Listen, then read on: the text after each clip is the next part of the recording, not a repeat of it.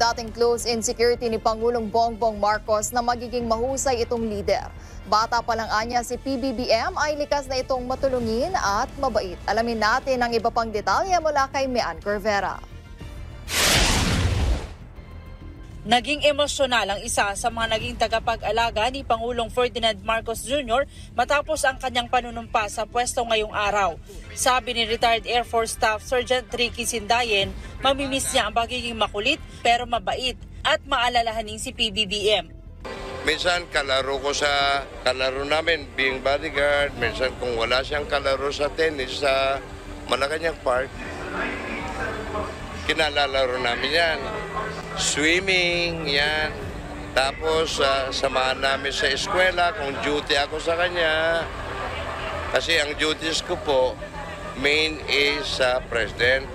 We call it FM team noon. FL team sa First Lady. Tapos kanya-kanya kaming assignments sa children's team. Especially BBM. Nung nagpunta sa Lasal, mabait yan, batang yan. Si Sindayen ang isa sa mga naging close-in security ni PBBM sa Malacanang sa panahon ng kanyang ama. Kwento niya, bata pa si PBBM, mahilig na itong tumulong sa kapwa, maraming pangarap para sa mga kapwa Pilipino at naisundan ang yapak ng kanyang ama.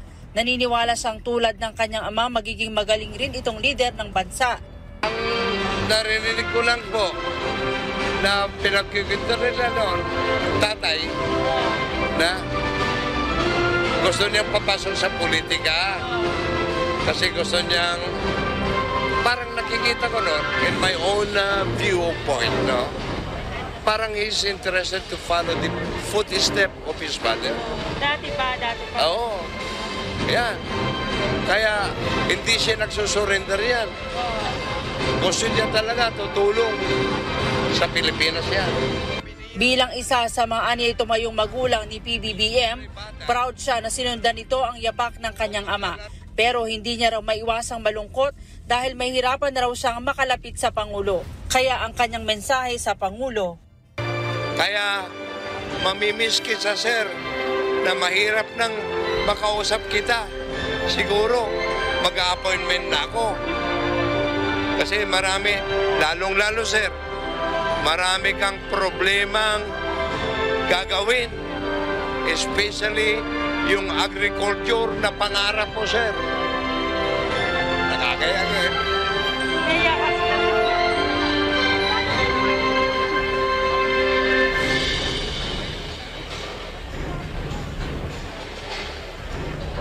Mamimiss kita, sir.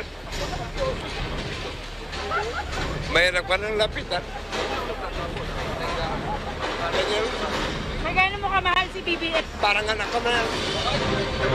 Parang anak ko na. Alam ni BBM yan. Na lahat na naging bodyguard niya, ako na lang naiwan. Kaya nandito pa rin ako. I serve you, sir. Na dapat paunlarin natin ang Pilipinas, sir. Yan ang pangarap ko, sir. Na parati mong sinasabi. Kaya, sir, tutulungan kita, sir.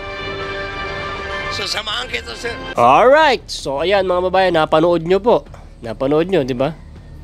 Alam nyo, yung pagsasalita nitong si Sir Idol ay mula rin sa puso.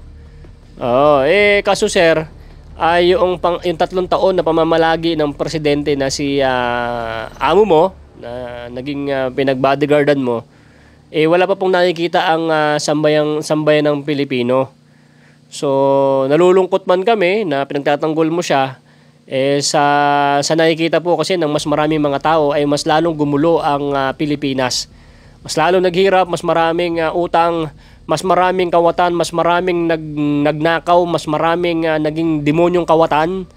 Yan po yung kabaligtaran po sa inyong statement sa pagkatao ni Bongbong Marcos. So, syempre mga babayan, sa kanya po yan siguro baka sa kabilang 3 taon, sa 3 taon kasi pwede magbago ang tao. Oo, 'di ba? Maraming mga tumulong kay Bongbong Marcos na nabaliwala na sa kanya, 'di ba? Hindi na niya kilala tulad ni Manong Chabet, 'di ba?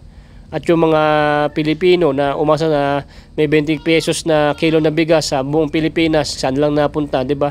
Yung mga pangakong napako, mga kababayan, yun lang, mga sir. So shout out dun sa bodyguard. So sana mapanood mo to. So sana nagsisi ka na sa mga sinabi mo. So ang mga kababayan, abangan natin kung talagang si Boying Remulla ang maging ombudsman. Ipanalangin na lang talaga natin na bigyan siya ng sarili niyang kaluluwa na magaling sa Panginoon. At ay maayos pa rin talaga ang Pilipinas. Sino ba naman tayo na nananalangin tayo na talagang ang Panginoon talaga ang manguna sa bawat mga kademonyuhan ng mga demonyong namumuno dito sa Pilipinas. So syempre, isama na rin sa panalangin natin ngayon sa video na to, sa panalangin ito. Sana umabot ka sa dulo ng video na to kasi papakita ko sa inyo ang panalangin para sa bansa. At ito na yon. Maraming salamat po sa nanood ng video na to. At kung nagustuhan mo tong video na to, don't forget to like mo lang ganyan, no? Tapos kung hindi ka pa nakasubscribe, subscribe ka na din. Pindutin mo yung bell button para lagi po kayong updated dito sa ating video araw-araw. Simulan natin to mga babayan. Manalangin muna tayo. Ama naming Diyos na makapangyarihan sa lahat, salamat po sa iyong pagmamahal na hindi nagmamaliw.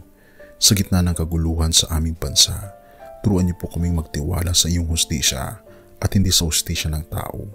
Linisin niyo po ang aming mga puso at ituro niyo po ang tamang daan ng katotohanan at pag-ibig.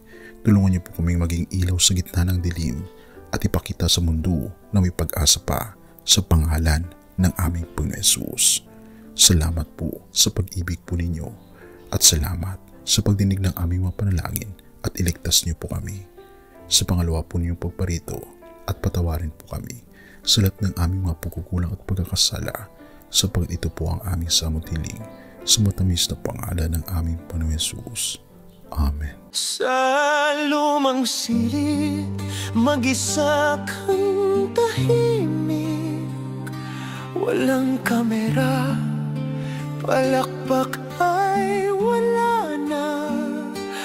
Ngunit sa bawat pader ng bayang iniwan mo, may pangalan mong di na mabubura.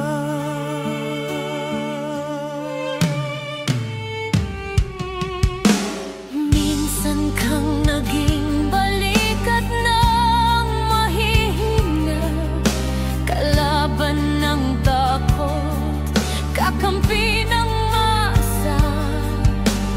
Di mo man laging nasabi ang tama, pinili mong ipaglaban ang madla. Hindi ka sakdal gaya naming lahat, pero tumindi ka nang walang pag-atras. At ngayong pagod ka na, tatay, kami naman ang sasalo ng bawat bigat.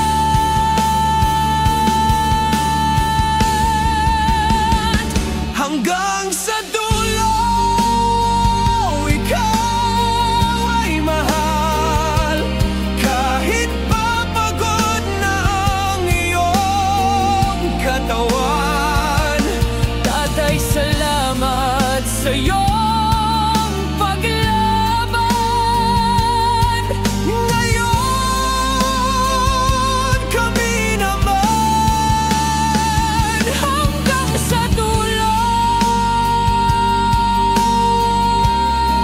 Di ka namin iiwan.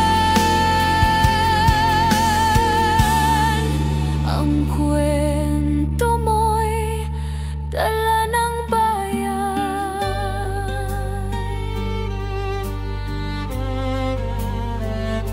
Tahimik ka na sa mga batikos, wala nang tugon, wala nang galit, pero sa mata ng mga maralita, naroon pa rin ang tapat mong alaala.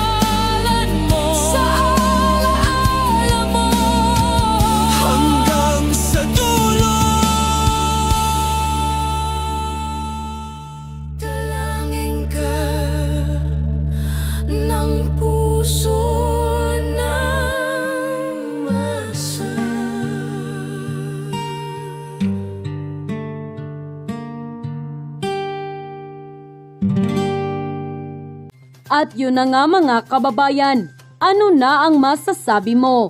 Kung mayroon kayong hinaingat komento patungkol sa balitang ito, please comment down below. Pag-uusapan natin yan sa comment section. At kung nagustuhan nyo ang video, ay huwag kalimutang mag-like at i-share na din para mas marami pang makaalam at umabot ito sa marami sa ating mga kababayan. Maraming salamat po. Mabuti pa ang sardinas, may label. Tayo, wala. Oo nga pala. Nay, ito na yung bayad ko sa isa, ano? O, kunin mo yung isa. Isa muna, iyan, no? Tapos, isa pa, di ba? 4 dapat na sardinas, eh. Yan. 3 na. Pang-4 na sardinas. Okay na.